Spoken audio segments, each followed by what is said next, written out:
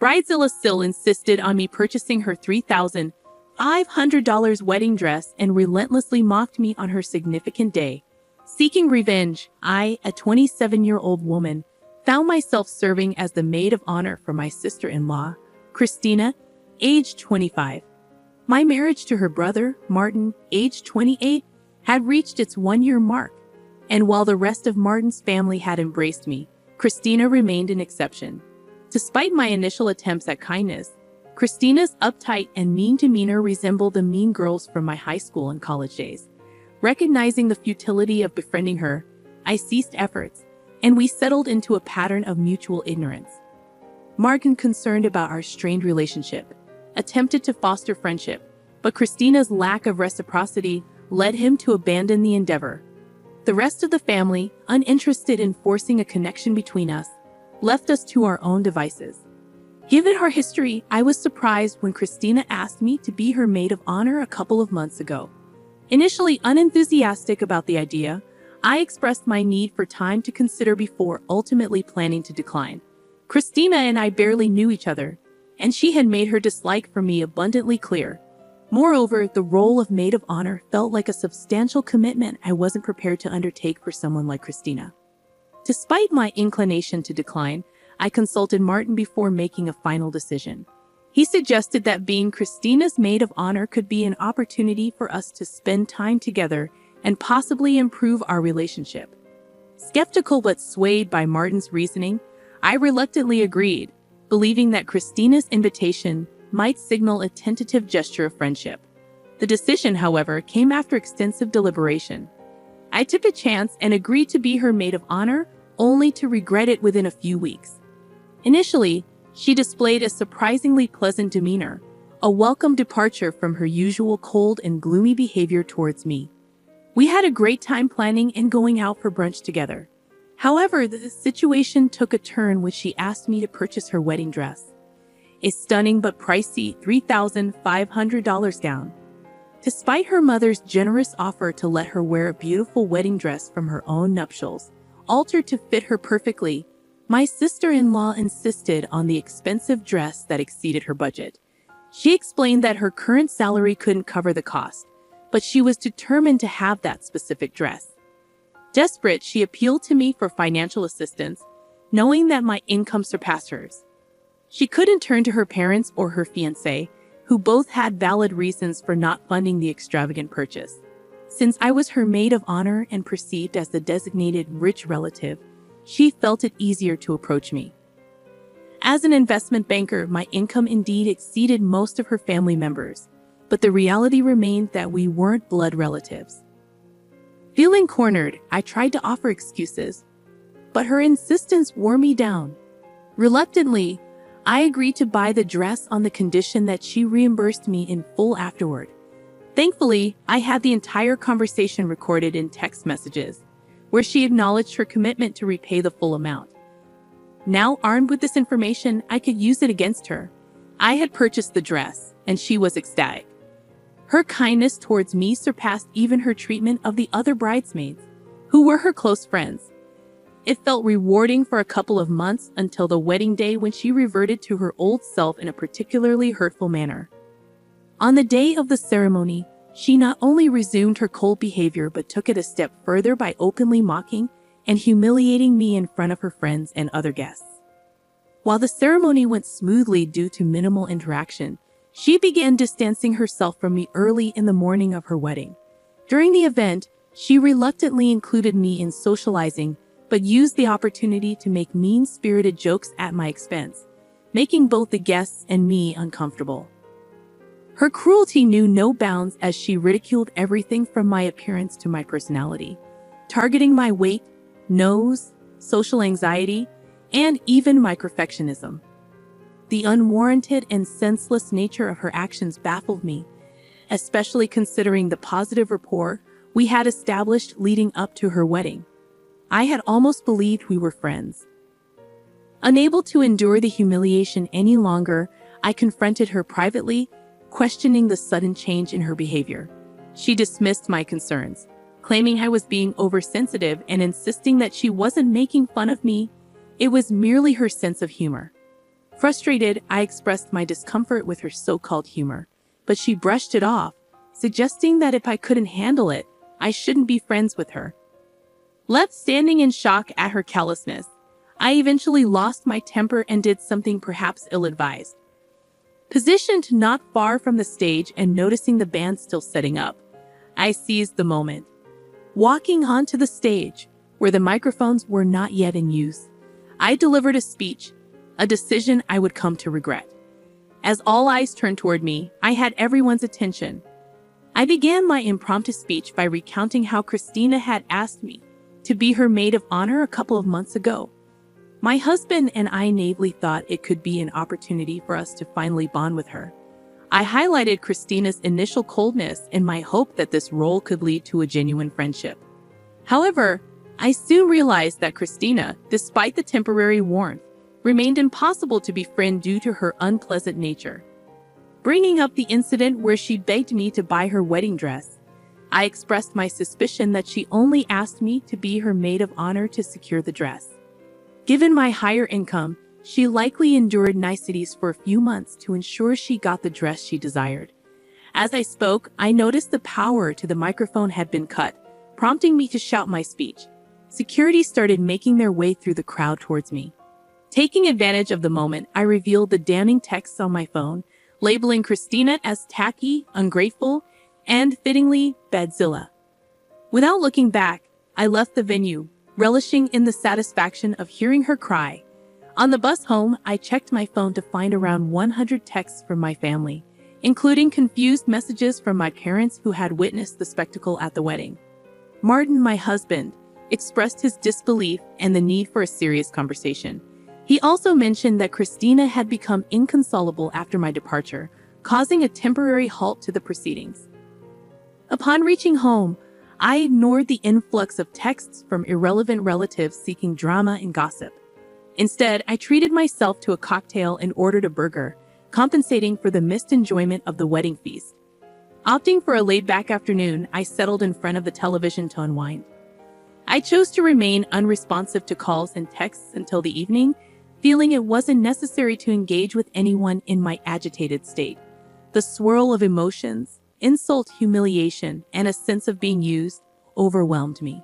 Despite acknowledging the erratic nature of my actions, I grappled with conflicting feelings and couldn't muster the courage to explain myself to anyone. The only individuals I believed deserved an explanation were my parents, Martin, and my in-laws, excluding Christina, who was well aware of the circumstances. Martin returned home around 9 o'clock, and the atmosphere remained tense. He entered without uttering a word, leaving me to anticipate a conversation after he freshened up.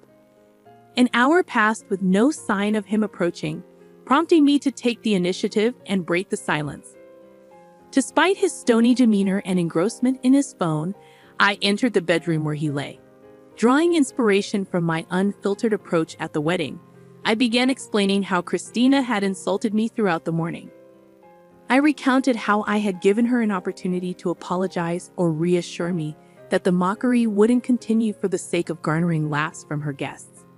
Expressing my discomfort with the humiliation, I was met with Christina dismissing my concerns, stating that I was making a fuss over nothing. This response infuriated me, particularly since I had voluntarily bought her the dress, expecting at least a modicum of gratitude. Instead, she acted as if I were overreacting, fueling my anger. Unable to contain my frustration, I disclosed this information to her guests, essentially mirroring her behavior, albeit with the advantage of the microphone. Despite believing this explanation would suffice for Martin, he remained silent, continuing to ignore me. Once again, I lost my composure and insisted that Martin talk to me. Finally meeting my gaze, he acknowledged my feelings of humiliation but firmly asserted that it didn't justify ruining Christina's wedding day. He emphasized the broader impact on his family's reputation and urged me to consider the consequences of my impulsive actions. According to him, my behavior was unacceptable, and my reaction, regardless of Christina's actions, was deemed worse. Martin contended that I had better alternatives to address the situation but had chosen an unhinged path for petty revenge. He explained that until I apologized, especially to Christina and his family. He couldn't engage with me in the same way. Despite finding it ludicrous, he expected me to apologize to Christina, placing the blame on her for initiating the conflict. This led to a heated argument where I declared my refusal to apologize to anyone except Martin and his parents, insisting that Christina was the one at fault. The impasse has persisted for a couple of days, leaving us in a state of silence. Reflecting on the situation, I grapple with the possibility that I may not be entirely in the right. While I adamantly refuse to apologize to Christina, I'm starting to acknowledge Martin's point about handling things more reasonably in my anger. It's a conflicting and confusing situation, and I'm uncertain about how to navigate the aftermath of delivering a harsh speech at my sister-in-law's wedding and making her cry. Update 1. Some of you have inquired about whether Christina reached out to me post the wedding debacle. To clarify, no, she hasn't, and neither have my in-laws. I want to make it clear that I don't understand why Christina dislikes me. Contrary to popular belief, we hadn't met before I started dating Martin, so there's no history that could explain her intense dislike. I'd like to emphasize that I wish nobody judges Martin and my in-laws solely based on this incident. They are genuinely wonderful people who have always treated me well. Despite the current rough patch, they've been loving, especially Martin, who is standing up for his family. I haven't decided whether his actions are right or wrong, but he's not being cruel or harsh. This disagreement won't break us, so please refrain from suggesting divorce. Thank you. Update 2. It's been a challenging week since the wedding. Martin and I didn't speak for the entire week, but today I decided it was time to address the situation. Acknowledging my mistake, I apologized to Martin during dinner for my behavior at the wedding, recognizing the significance of the family event I disrupted. I expressed my intention to talk to his parents and make amends, understanding they didn't deserve the fallout. However, I reiterated that I wouldn't apologize to Christina due to her unpleasant demeanor. Martin was silent for a moment but reassured me that I didn't need to apologize to her. He was just upset the other day. He acknowledged the unfairness in his previous stance, expressing it with a sense of exhaustion. Martin opened up about the challenging time he had faced, dealing with backlash from almost everyone in the family. Despite being the person he wanted to confide in, I wasn't available, making it a miserable week for him too. He shared that his parents were furious with me, cautioning against an immediate apology to them due to their current anger. He vented his frustration about uncles, aunts, and other relatives who, for no apparent reason, had been commenting on me derogatorily in the family group text. Martin revealed he had distanced himself from the group, but his parents continued to send those hurtful texts, emphasizing the family's negative sentiment towards me.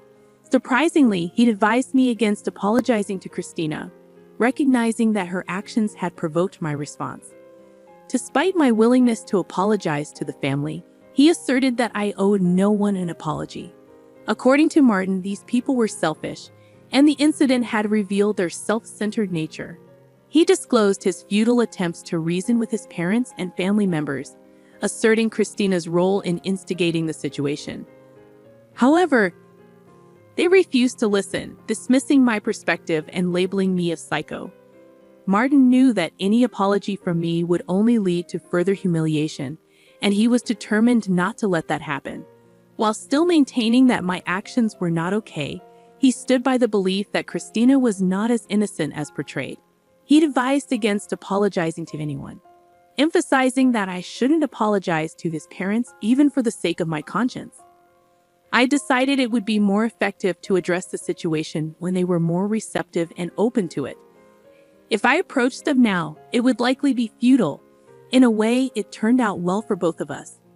While not perfect or ideal, at least I was able to relieve my conscience with Martin. Ultimately, what matters most to me is my husband's opinion of me. Everyone else can go to hell. Update 3. Hey everyone! I know many of you have been seeking an update, but honestly, not much has changed since the last one. After Martin and I reconciled, I stopped worrying about his family's opinion of me. Martin received a promotion at work, so we decided to take a vacation to de-stress. Regarding my own parents, I explained the situation, and they were okay with it. They're just happy that Martin and I are getting along. Christina and her parents haven't reached out, and I believe it's for the best. My in-laws chose their daughter's side, and I respect their personal choice without holding it against them. Update 4. It's been a month since my last update, and today, I received a refund from Christina. It was surprising because I had almost forgotten about her and the wedding debacle. She texted me revealing the real reason behind her dislike. It turned out to be as trivial as I expected. Her friend had a crush on Martin, and when he introduced me to the family, her friend got heartbroken. Christina blamed me for it. I don't see how any of this is my fault, but Christina needed a reason to dislike me, and she picked that. Now that I know the reason, which seems quite silly, I'd rather not have known it all. I shared this revelation with Martin, who mentioned he always had a hunch, but never saw her friend as anything more than his little sister's best friend. Even if I hadn't been in the picture, they wouldn't have gotten together. Anyway, it's over now, and I don't have to talk to Christina ever again.